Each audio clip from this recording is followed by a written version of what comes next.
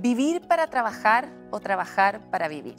Ambas frases nos suenan bastante ciertas, porque lo concreto es que de nuestro tiempo despiertos, más o menos 2/3 nos dedicamos a trabajar. Para algunos esto es una terrible condena, no tengo otro camino porque tengo que vivir y por eso trabajo, pero para otros esto es una fuente enorme de sentido, mi trabajo me da vida. Lo concreto es que las sociedades modernas nos hemos estructurado sobre este músculo que es el trabajo humano y este músculo está cambiando. Nuevas tecnologías amenazan muchas fuentes laborales, entregan nuevas oportunidades y transforman las dinámicas internas. También estamos mucho mayores, hay más personas disponibles, hasta más lejos en la vida, para trabajar. ¿Qué sentido queremos que tenga el trabajo en las sociedades presentes y en el futuro? En torno a esta pregunta hemos reunido al sector privado, al mundo de la visión pública y también a la academia para poder contestar con mejores alternativas y nuevos ingredientes esta pregunta. Bienvenidos todos a Hélice, encuentros que construyen futuro.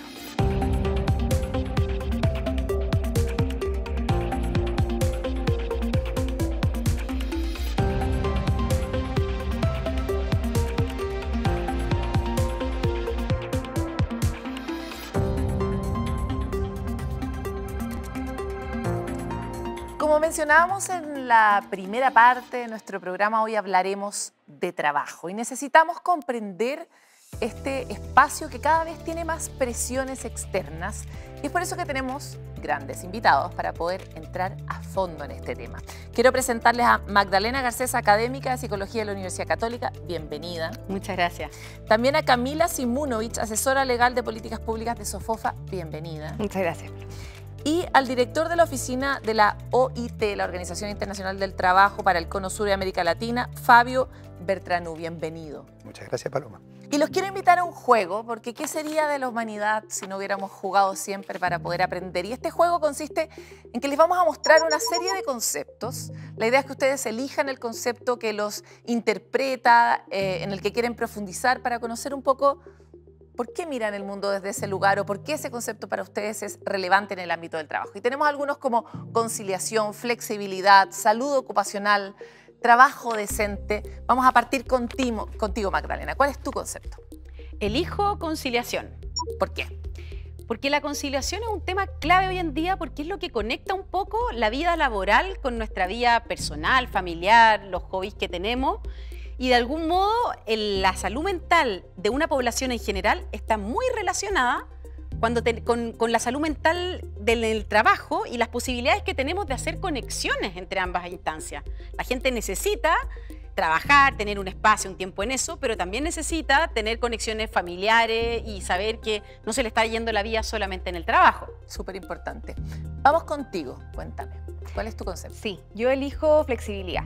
¿Por qué? Elijo flexibilidad porque, bueno, es un concepto que nosotros desde el sector privado hemos impulsado bastante, precisamente por parte de lo que dice Magdalena, porque es una herramienta que permite conciliar de mejor forma la vida personal con el trabajo y por lo tanto aumentar el bienestar de los trabajadores, la salud mental y de la mano de todo eso va, por supuesto, el aumento de la productividad. En el fondo, mientras mejor sea el ambiente de trabajo, más productivo también va a ser el trabajo mismo. Y porque también es una herramienta que le permite a las empresas adaptarse a las distintas realidades y también a los nuevos desafíos del futuro del trabajo. Entonces, engloba todo eso desde la perspectiva de los trabajadores y también desde las empresas. ¿Y tú, Fabio? Bueno, yo elijo trabajo decente. Trabajo decente es un concepto que tiene que ver con el mandato de la Organización Internacional del Trabajo, ¿no? Promover el trabajo decente para la justicia social. Y además es un concepto muy importante porque es un legado que nos dejó un chileno en la organización, Juan Somavía, un concepto multidimensional que trata de reflejar que las sociedades que progresan, las sociedades que evolucionan, están dotadas de este concepto multidimensional de trabajo decente, que significa no cualquier empleo, significa un trabajo adecuadamente remunerado, un trabajo protegido, un trabajo seguro y saludable, un trabajo que respeta los derechos y también que incorpora la posibilidad de la libertad del diálogo social. Y este es un concepto que converge en la realidad del mundo del trabajo, donde el sector privado, los empleadores, los trabajadores, junto con el gobierno, pueden consensuar, pueden concertar las políticas laborales para una sociedad. Igual me encantaría volver contigo, Magdalena, porque algo que es interesante es entender que todos estos conceptos han sido parte de una realidad que es móvil, ¿no? En algún momento conciliación no era una posibilidad, probablemente incluso en un momento no tan lejano, cuando nosotras salimos de la universidad, conciliación no era realmente relevante. Trabajar mucho, muchas horas, era lo mejor visto.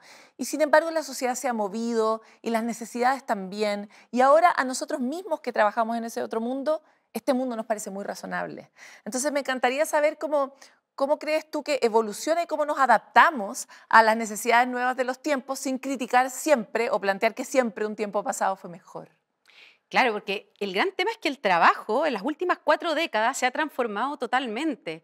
O sea, el trabajo se ha intensificado mucho más. Las estadísticas muestran, de la OIT, muestran cómo tener hoy un contrato indefinido, laboral, ese trabajo de oficina en el que uno estaba todo el día, para los que han visto The Office, qué sé yo, es un trabajo cada vez menos común. Hoy lo que tenemos es mucho trabajo informal y de hecho con el concepto empleo muchas veces dejamos fuera lo que es el trabajo.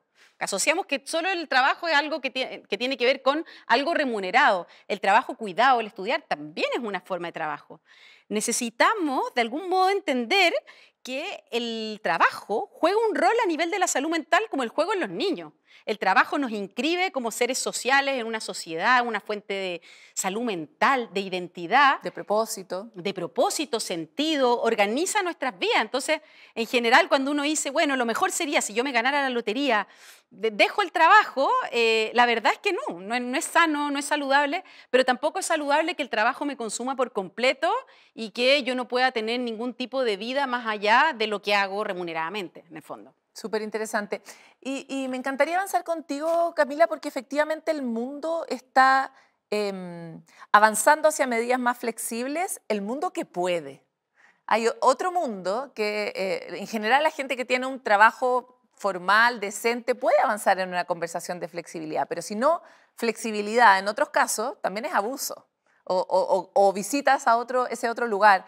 Entonces, me encantaría saber cómo ustedes reflexionan sobre estas distintas realidades del trabajo que ocurren en el trabajo informal, con la llegada además de nuevas plataformas digitales que han cambiado mucho las reglas del trabajo. Cómo cuidar la flexibilidad como un valor y que no se convierte en el gran argumento para transgredir lo humano. Sí, no, eso es súper importante. O sea, y de hecho, conectarlo y enlazarlo con el concepto de trabajo decente es fundamental, porque es si no existe en el fondo. Exacto, no, es flexibilidad dentro de ese marco. Y nosotros lo que entendemos por flexibilidad es un poco poder ver cuándo, cómo y dónde trabajar. Y todas estas, si te fijas, son herramientas que permiten a las personas, precisamente que están en la informalidad, por ejemplo, porque tienen dificultades en acceso de mecanismos de cuidado o porque tienen otras responsabilidades, en el fondo otros horarios, otras formas de funcionar, en el fondo le entregan más opciones para incorporarse al trabajo formal, que es el trabajo protegido por la seguridad social, que es el trabajo más estable, que entrega más seguridad. Entonces, vemos un poco que juega un rol súper importante en precisamente la formalización y en particular la formalización femenina, la formalización de las mujeres que tienen más estas dificultades de conciliación porque tienen un rol que tradicionalmente todavía es así el rol de las mujeres. Exacto. Mucho más cargado, ¿no? Exacto. Entonces, la flexibilidad son herramientas y la idea es que responda a las necesidades de los trabajadores y también a las necesidades de las empresas, que van a ser distintas dependiendo del rubro que estamos hablando. Sí. Y retomando un poco parte de las cosas que plantearon acá y de lo que tú mismo dijiste, me surge una pregunta bien primaria, que es como, ¿conquistamos el trabajo decente o es una tarea sin fin, Fabio? Bueno, esta es una pregunta muy importante, Paloma, porque trabajo decente y crecimiento económico es justamente el objetivo de desarrollo sostenible número 8 de la Agenda de Desarrollo Sostenible. Pero suena difícil, ¿no? Porque muchas veces el crecimiento empuja en el sentido contrario. Y efectivamente, como es un concepto multidimensional, tenemos el apoyo de CEPAL que hace un seguimiento de los indicadores que tienen que ver con el trabajo decente y efectivamente estamos, si se quiere, a mitad de camino. Hemos tenido progresos muy importantes, pero en distintas dimensiones todavía insuficientes. Un ejemplo concreto. la participación laboral femenina. Hemos tenido un gran progreso, pero el crecimiento de esa participación ha sido relativamente modesto. Creo que hay muchos aspectos positivos para destacar. La extensión de la protección social. Hoy tenemos sistemas de protección social con distintas formas de financiamiento que alcanzan a la gran mayoría de la población. Sin embargo, tenemos todavía un gran desafío en la adecuación de las prestaciones. Tenemos prestaciones que son insuficientes. Hoy tenemos un debate en Chile muy intenso sobre el futuro del sistema de pensiones, pero las otras ramas de la seguridad social también presentan aspectos similares. Entonces, en resumen, uno podría decir, estamos en buen camino, hemos tomado conciencia de la importancia que tiene el trabajo para nuestras sociedades, para las personas, pero todavía tenemos que hacer un gran esfuerzo en fortalecer las instituciones que tienen que ver con el mundo del trabajo e involucrar a los distintos actores que forman parte de ese mundo del trabajo y la producción. El trabajo no simplemente como una carga, sino también como un vector que muchas veces conduce y da sentido a nuestra vida, pero no a cualquier precio, con unas ciertas condiciones de protección. Parece ser lo que cualquiera de nosotros querría. Y esto en un mundo que está cambiando todos los días y que nos dice, mira, parece que tal vez ya no es necesario ni siquiera que vengas a la oficina. Bueno, ese es el camino que estamos andando, un poquito pisando sobre huevos, y es por eso que queremos profundizar en el siguiente bloque de Hélice, así que quédense con nosotros que ya volvemos. Volvemos en Hélice y la idea es que este encuentro nos permita construir un futuro que no es fácil de construir, porque voy a poner algunas partes en esta conversación que son difíciles de conciliar. Primero, la sociedad ha tenido una búsqueda de mayor bienestar en el contexto del trabajo y hemos hablado mucho sobre derechos, sobre la necesidad de equiparar un poco la cancha, no solo para hombres y mujeres, sino en general para las distintas diversidades que constituyen nuestra sociedad. Pero también en un momento de todo este camino vino la pandemia y la pandemia nos mostró que tal vez otro mundo era posible y que las cosas que hacíamos de una manera también las podíamos hacer de otra, y significó inevitablemente una reflexión humana sobre el trabajo muy profunda, que trajo nuevas prácticas. Pero también, a la vueltecita de la pandemia, había una gran avalancha que no veíamos con claridad y se llamó inteligencia artificial. E instaló entre nosotros un fantasma de seguramente lo que haces, alguien lo va a hacer mejor y ese alguien va a ser una máquina. Y te vas a quedar sin trabajo, van a reemplazar tu trabajo, en fin. Mientras existen los positivos que dicen, no, vas a trabajar menos, vas a ganar lo mismo, va a ser súper bueno.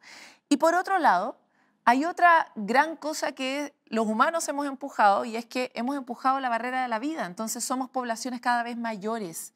Y en Chile, por ejemplo, tenemos una tasa de natalidad muy baja y sabemos que uno de los problemas sociales que vamos a tener que resolver es cómo financiamos la salud y la vejez de nuestra población. ¿Cuál de estos es su tema favorito que deberíamos desatar entre los tres sectores, la academia, la empresa y el mundo público? ¿Qué opinan ustedes? Voy a partir contigo, Fabi. Bien, Paloma, si me permites, yo agregaría también, mencionaste la transición demográfica, la transición tecnológica digital, que nos impone este desafío de cómo abordamos esas transiciones que se han ido acelerando. Nuestras generaciones pasadas afrontaron transiciones similares, pero Está mucho en más largo tiempo. Hoy tenemos eso más la transición ambiental, que también nos obliga a repensar el modelo de producción, de consumo y también de ver cómo tenemos un sistema de generación también, por ejemplo, de energía más sostenible. Entonces, tenemos que repensar nuestras instituciones y también cómo conciliamos los intereses de empleadores, gobiernos y trabajadores, donde queremos más productividad, queremos más flexibilidad, pero también tenemos que combinarlos con ese anhelo de los trabajadores, de la ciudadanía, de tener algo de certidumbre, algo de seguridad económica, de seguridad social. Entonces, gran desafío de cómo conciliar esos intereses en un contexto de transiciones aceleradas, en donde tenemos que atender el envejecimiento para que estas transiciones también no sean desigualadoras o incrementen nuestras desigualdades que heredamos y las brechas que heredamos de generaciones pasadas. Entonces, es un enorme desafío en ese ámbito. Ahí te quedaste con el concepto de Magdalena, así que quisiera darte a ti la palabra ahora. ¿Cuál de estas cosas a ti te te parece que son más urgentes de resolver? Yo creo que hay un tema clave, que es que el ser humano tenía la idea hasta de que al momento que llegaran las tecnologías nos íbamos a deshacer del trabajo, como que el trabajo es una carga. Y el trabajar hace muy bien, el trabajo nos constituye como personas. Y en ese sentido yo creo que un tema importante que ha pasado con las tecnologías es que de algún modo también han ido debilitando los espacios de vínculo que son claves para el trabajo. El trabajo nunca va a ser algo solo técnico. Lo técnico se construye con lo social con lo técnico. Entonces, de algún modo, hay gente pensando en el tema de la conciliación que dice, no, increíble, porque ahora estoy todo el día en mi casa. Pero también yo creo que hay que hacernos la pregunta, ¿cuánto el trabajo ha perdido con el teletrabajo? O sea, el teletrabajo ha facilitado muchas cosas, pero ¿cuánto estamos perdiendo con el tema de no reunirnos a trabajar, de no tener instancias de mayor conexión intergeneracional entre distintas personas? Yo creo que ahí hay un desafío importante también. Es bonito volver a poner el foco sobre una cuestión tan estructural para una especie como la nuestra, que es, de hecho, que si no estamos con otros nos morimos. O sea, somos una especie estructuralmente vinculada. Y por lo tanto poner en el centro el vínculo como tal vez ¿qué rol va a jugar el vínculo en el trabajo del futuro? Es una súper buena pregunta. Sí. Estoy muy de acuerdo con lo planteado en realidad por Fabio y por Magdalena. Me quedo con el concepto de envejecimiento de la población, del desafío que nos trae desde la política social, ¿cierto? O sea, pensiones es un tema, pero también la política social, por ejemplo, de necesidades de cuidado. Y también el cómo logramos incluir a las personas de más de 50 años en los lugares de trabajo. Entonces, en Sofofa es un tema que hemos visto. Este año realizamos una iniciativa de diálogo, que es Diálogos Laborales, que precisamente reúne a empleadores, a trabajadores, a conversar sobre temas que nos preocupan.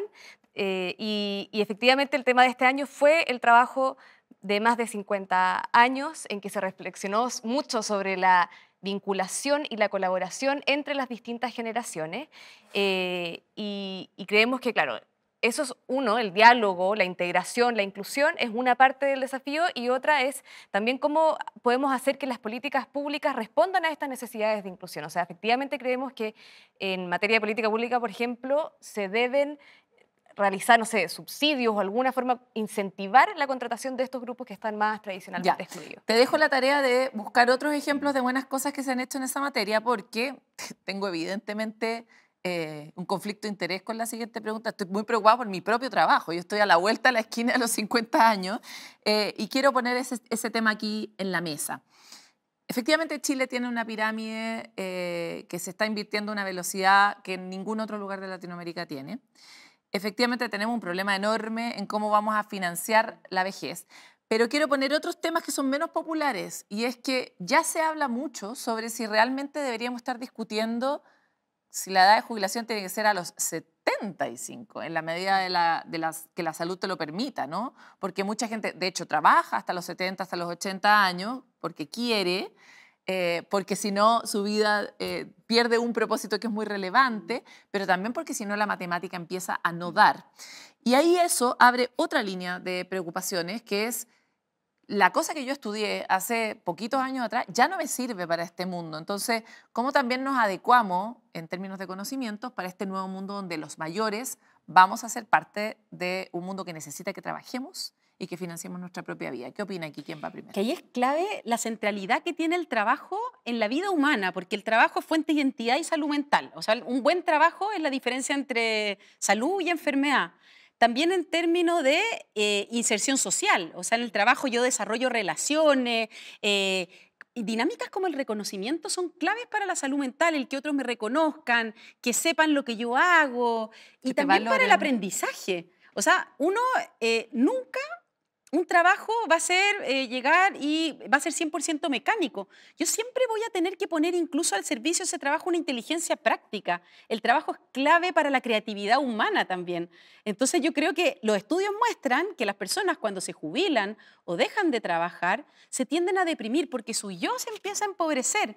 Entonces, yo creo que también su contacto con otros, o sea, el trabajo como excusa para encontrarse con otros. Entonces hay que salir un poco del molde de que el trabajo es un empleo, que tiene que ser en una oficina. Es una carga, es un problema. Claro, y creer que todo el mundo además trabaja así. O sea, tenemos que empezar a pensar en nuevas formas y también atrevernos a promover distintas dinámicas. Por ejemplo, la asesoría que te puede prestar alguien que tiene mucha experiencia, cómo puede calmar la angustia de alguien nuevo, que típico conflicto de mis estudiantes, dicen, profesora, me piden entrar a este trabajo porque tenga experiencia, pero acabo de salir. ¿Cómo voy a tener experiencia? ¿Cómo voy a juntar la experiencia si nadie me quiere contratar? Por supuesto. ¿Cómo nos acompañamos en ese proceso? Para complementar lo de Magdalena, claro, tenemos este desafío que se han desdibujado ciertos límites e instituciones tradicionales que teníamos en el mundo del trabajo. Antes teníamos una relación laboral, un lugar de trabajo, un tiempo de trabajo, un periodo en que trabajamos, un periodo que nos retirábamos, ¿no? Esto con el teletrabajo, puedo trabajar en todo lugar y en todo tiempo. Esto tiene consecuencias para la vida personal de las personas, también un enorme desafío para las empresas de cómo organizar el trabajo y compatibilizar con las preferencias de los trabajadores. Tenemos un gran desafío de cómo organizar también la protección social, los sistemas de pensiones, en donde tenemos que efectivamente promover distintos tipos de políticas complementarias. No es solamente ajustar la edad de retiro para hacer más sostenible la ecuación financiera que tendría un sistema de pensiones, sino garantizar que esas personas que tienen que trabajar más tiempo no queden excluidas a partir de los 50, 60 años del mundo del trabajo, o que hayan oportunidades justamente para tener un envejecimiento saludable, porque ha cambiado también el paradigma de la gerontología, ¿no? En el sentido que necesitamos que en la tercera, cuarta etapa de nuestra vida sigamos teniendo algún tipo de actividad que no necesariamente tiene que ser productiva con un salario, pero tiene que haber algún tipo de conexión con la sociedad. Entonces ahí tenemos que repensar todas estas instituciones. Y cierro con la idea también de Magdalena de repensar el aprendizaje, ¿no? El aprendizaje a lo largo del ciclo de vida, no solamente para las distintas etapas, sino que tenemos que pensar en que las personas tienen que tener habilidades tienen que acompañar a esta persona durante toda su vida. Y que por tanto seguir estudiando. Y tener la capacidad de adquirir nuevas habilidades en las distintas etapas. Claro. Camila, me encantaría saber qué han observado ustedes en esta población, porque efectivamente algo que decía Magdalena es muy relevante. Puede que yo logre y quiera tal vez trabajar hasta los 80 años, pero puede que no quiera hacerlo de la manera en que lo hago ahora. Por ejemplo, como el formato del trabajo. Puede que la sociedad esté muy pro joven y haga que uno crea que los viejos ya no tienen nada que enseñar, ¿no? Los mayores no tienen nada que enseñar. Entonces, cuéntanos qué han aprendido ustedes de ese segmento en específico y cómo la empresa, no solo a través de los subsidios, podría encontrar una manera mejor de incluir a esta población. Sí. Bueno, ahí es clave la capacitación y la reconversión. Un poco lo que decía Fabio de cómo tomo las habilidades y las competencias que tiene una persona ya en ciertas posiciones. Por ejemplo, no sé, vemos las cajeras de supermercado que tienen ciertas habilidades de organización, de colaboración. En el fondo tienen habilidades que después podemos ver cuáles son, identificarlas y ver cómo se pueden transformar para trabajos más del futuro.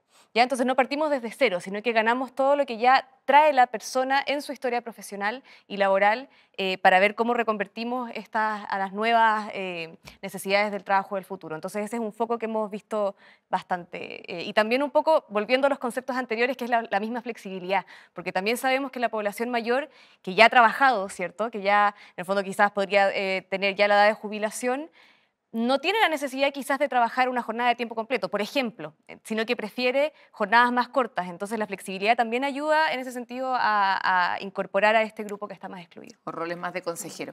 Oye, vamos a hacer una pausa aquí, pero creo que es muy relevante que retomemos algunos de los conceptos que quedaron acá, porque el espacio del trabajo está teniendo muchas transformaciones y la manera en que vamos a utilizar nuestras capacidades en ese lugar también está cambiando aceleradamente.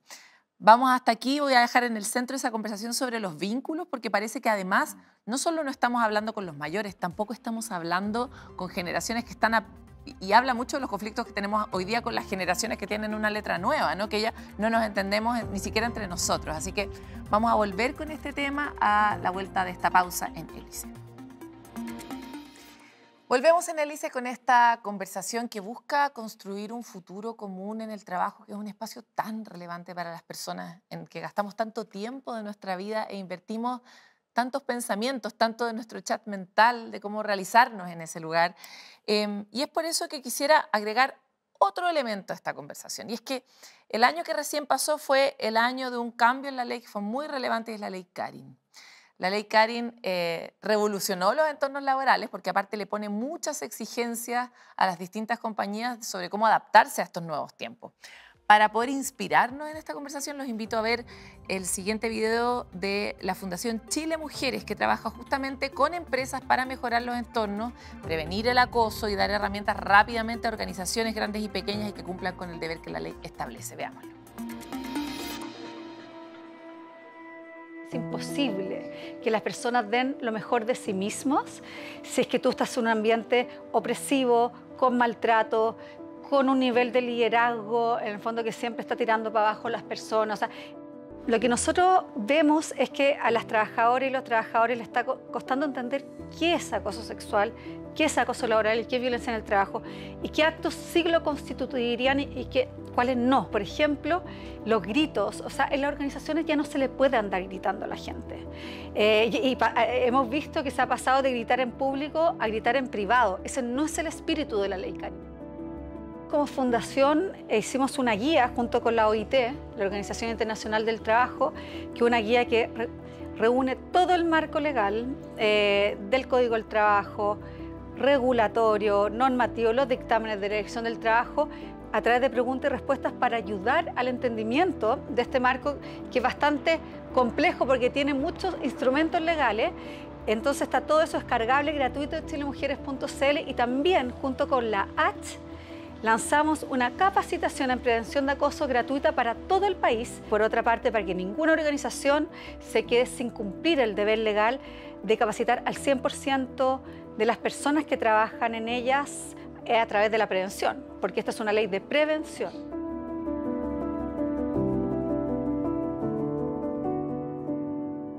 Bueno, este tema es realmente apasionante porque además pone el foco, más allá de las mujeres, pone el foco sobre la violencia, una violencia que está muy normalizada en el entorno del trabajo, pero también pone el foco sobre los liderazgos. Hoy día el 70% de las licencias por salud mental son por problemas en el trabajo y la mayoría de las veces está asociado al maltrato de un jefe o de una jefa. Y resulta que cuando a ti te nombran jefe, habitualmente te nombran jefe porque eres el mejor trabajador, no porque eres el mejor jefe. No porque eres el mejor para liderar equipos y nadie te dice, mira, y ahora aprende a ser, no sé, empático, a tener escucha activa. Ya, entonces tenemos una brecha, como veíamos recién en este video, enorme. No solo entre las empresas pequeñas y las grandes, sino también en la comprensión de lo necesario que es tener entornos sanos y personas que sean capaces de gestionarlo. ¿Quién va? Puedo comentar Puedes. primero. Yo me siento muy afortunado de estar en este momento en Chile, que ha tomado el tema del acoso y la violencia en el mundo del trabajo como una prioridad de política pública y además ha tenido el acompañamiento también de empresas y de trabajadores.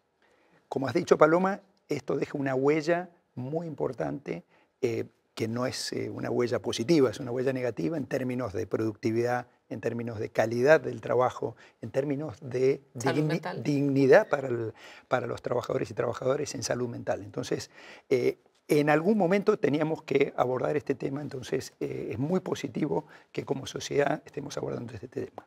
Hay una legislación nueva que es muy difícil de implementar en el corto plazo, va a requerir un esfuerzo enorme de todos los que formamos parte del mundo del trabajo y con aliados como Chile Mujeres, como las mismas organizaciones de empleadores y por supuesto los servicios públicos. Gradualmente creo que va a haber una implementación exitosa y vamos a ir tomando el pulso de la importancia que tiene esta dimensión. Entonces, por el lado de la OIT, muy complacidos de poder acompañar este gran esfuerzo porque creo que es un tema que no podíamos postergar más.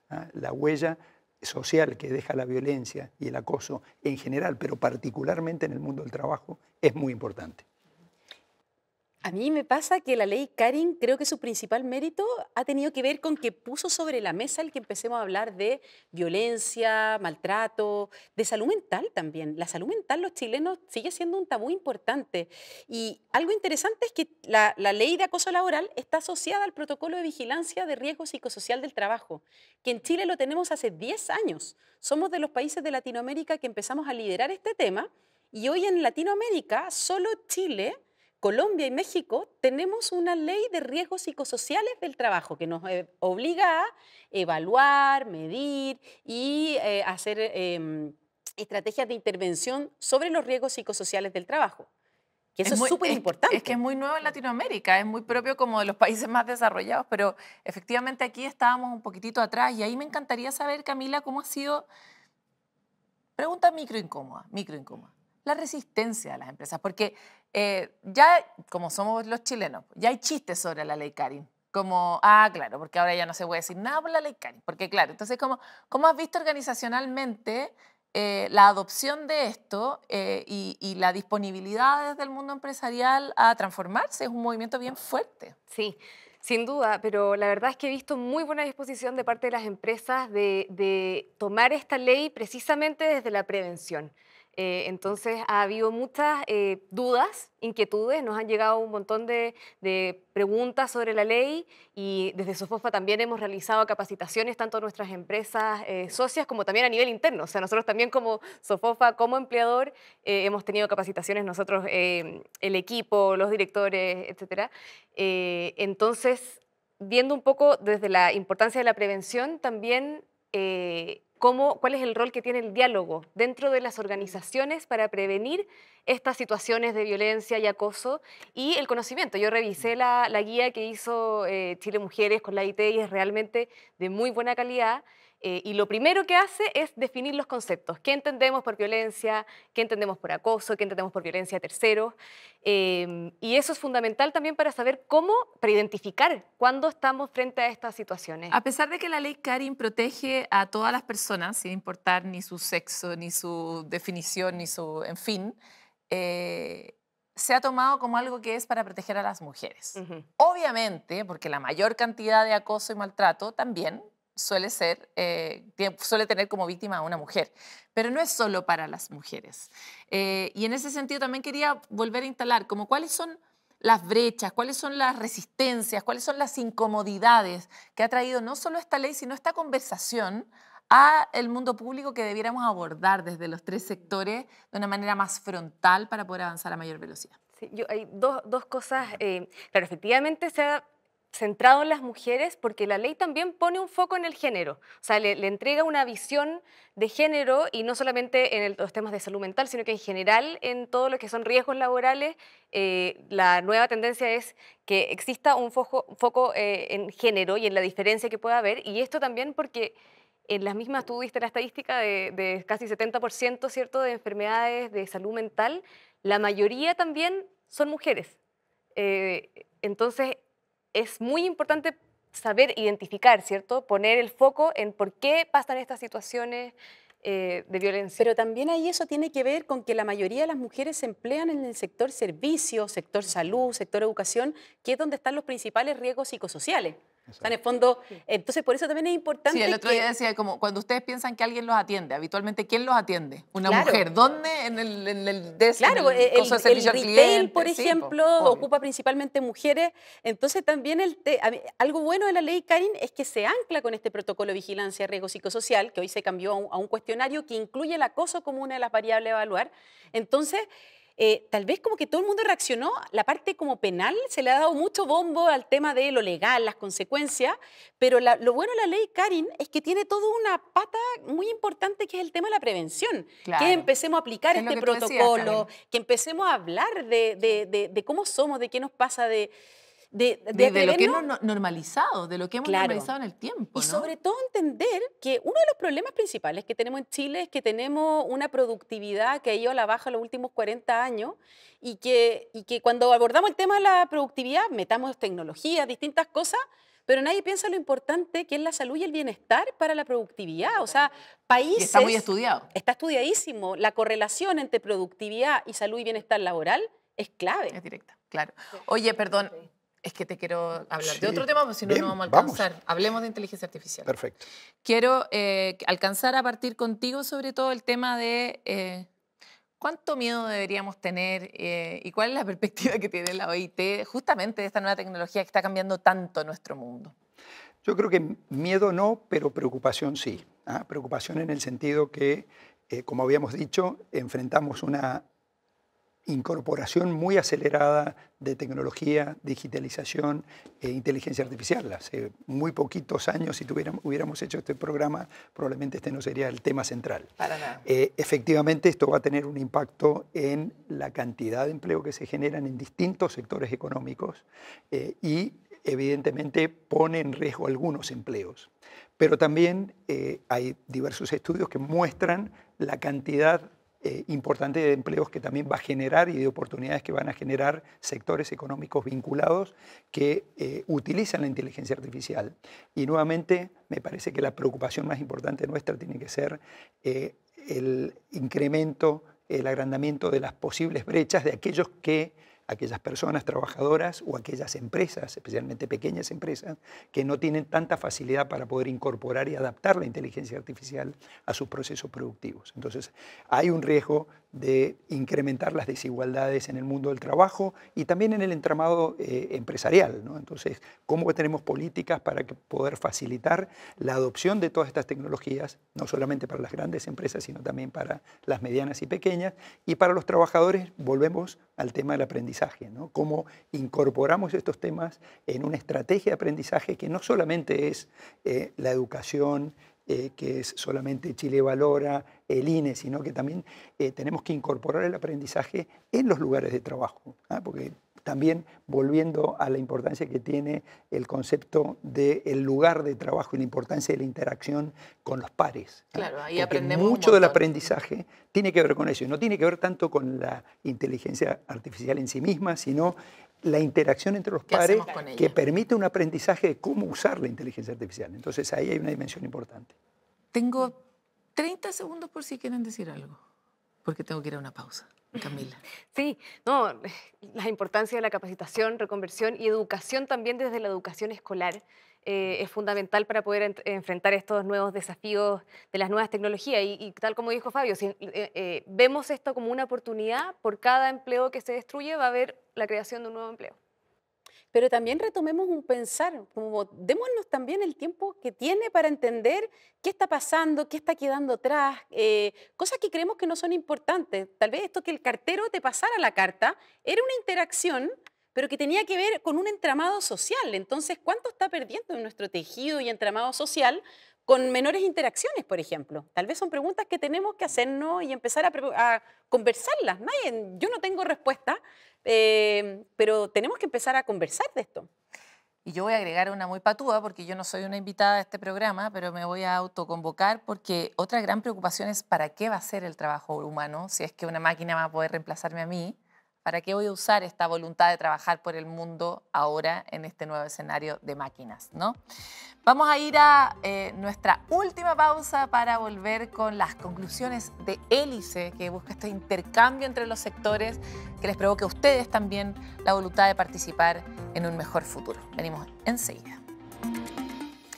Bueno, llega la parte final de nuestro programa en Hélice y ahora les queremos invitar a otro juego, porque no solo los niños, los adultos necesitamos mantenernos jugando a lo largo de la vida para aprender y para mirar desde los ojos del otro. Y por eso los quiero invitar a hacer el esfuerzo de pararse en los zapatos de otro y pedirse cosas entre ustedes, desde la academia, a la empresa, al mundo público. ¿Qué requerimientos tienen entre ustedes para poder acelerar este diálogo y esta transformación que está requiriendo el mundo del trabajo? Parto contigo, Magdalena. Yo creo que lo que le pediría a ambos es promover el diálogo, obviamente, y entender lo importante que es lo que estamos construyendo, que la sociedad se construye con el trabajo humano. Entonces creo que ahí es clave estos espacios de intercambio, el escucharnos más y el hacer conexiones. Yo creo que lo peor son las decisiones como aisladas entre distintos estamentos. Se piensa mejor de más personas. Yo creo que eso pediría que nos encontremos más. Inteligencia colectiva. Camila. Pediría colaboración Colaboración para nosotros es fundamental el rol que tiene la academia en en aportar evidencia para la toma de decisiones y por supuesto también el rol de la OIT es fundamental en la divulgación, en el aporte de conocimiento también de todo lo que es el mundo del trabajo y sus relaciones y por supuesto en el diálogo. Bueno, yo también me sumo al diálogo social como una herramienta de construcción colectiva de la prospección, la proyección de dónde queremos llegar como sociedad. Y para eso el diálogo no surge en forma espontánea. Hay que comprometerse, hay que construir también a los actores que participan en el diálogo social. Por eso son tan importantes las representaciones del sector privado, de los empleadores, las representaciones de los trabajadores, esto que llamamos el diálogo social plus. Además, sumar a la academia, sumar otros actores del mundo del trabajo. Tenemos que enfrentar la transición energética, la transición ambiental, la transición demográfica, la transición tecnológica. La forma de abordar eso es con diálogo social para poder hacer las transformaciones sostenibles. Oye, a veces cuando miramos el futuro somos o tenemos una sensación como pesimista, como medio distópica de lo que puede venir adelante, en parte porque estamos un poco estresados a propósito de todas las distintas crisis que nos han tocado. Pero me encantaría saber si ustedes pudieran saltar al futuro, ¿cuál sería una palabra que representaría cómo creen que va a ser el futuro del trabajo? Yo creo que es con mucha colaboración. La colaboración es la clave. Oportunidades de reaccionar ante estos nuevos desafíos. Yo tengo el convencimiento que vamos a tener una calidad del trabajo mejor, pero ese nivel de calidad va a depender también del esfuerzo de lo que hagamos hoy. Entonces tenemos que conectar nuestra aspiración, nuestra expectativa con los esfuerzos contemporáneos, con los esfuerzos presentes para poder llegar a ese objetivo. Les quiero agradecer a los tres por esta conversación llena de nuevos elementos, que es exactamente lo que buscamos aquí en Hélice. Yo quisiera agregar el elemento de la conciencia. Lo que nos ocurre en el futuro es un efecto de una serie de decisiones que a veces tomamos de manera consciente y otras veces de manera inconsciente. Y entonces el futuro nos pasa. ¿Cómo hacemos para que lo que ocurra en el futuro del trabajo sea una decisión consciente de la sociedad en que vivimos?